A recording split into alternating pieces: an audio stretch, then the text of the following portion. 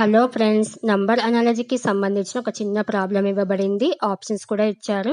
ఎలా చేయాలో చూద్దాం. చాలా సింపుల్గా చేయొచ్చు. ఫస్ట్ అయితే క్వశ్చన్ చూద్దాం. 678 is related to 26 in the same way 578 is related to dash. First మనం క్వశ్చన్ పూర్తిగా చదివి అర్థం చేసుకోవాలి. అర్థం చేసుకుంటే మనకు ఒక ఐడియా వస్తుంది. నేనైతే ఈ ఇచ్చిన క్వశ్చన్ని ఈ విధంగా 2 స్టెప్స్లో రాస్తున్నాను.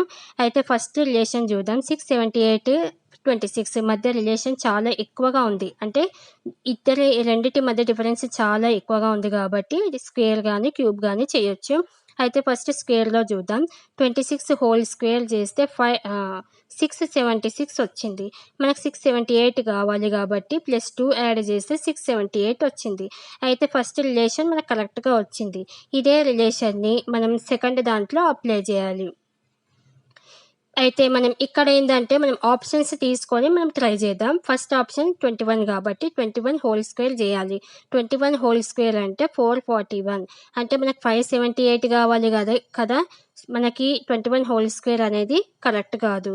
నెక్స్ట్ 26 హోల్ స్క్వేర్ చూద్దాం. 26 హోల్ స్క్వేర్ చేస్తే మనకి 676 వచ్చింది. ఆల్రెడీ చేసాం కదా. మనకి 578 కావాలి కాబట్టి ఇది చాలా తక్కువగా ఉంది.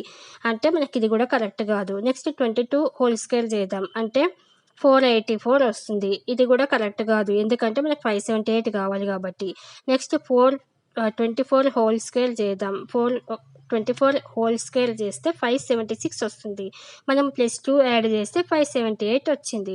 సో మనకి ఫస్ట్ రిలేషన్ని సెకండ్ దాంట్లో అప్లై చేసాం కదా. ఇక్కడ 26 హోల్ స్క్వేర్ చేస్తే +2 యాడ్ చేసాం, 678 వచ్చింది.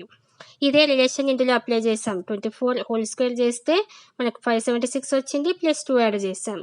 సో మనకి థర్డ్ ఆన్సర్ కరెక్ట్ ఆప్షన్ అనమాట. ఈ విధంగా సింపుల్గా చేయొచ్చు. Thank you for watching.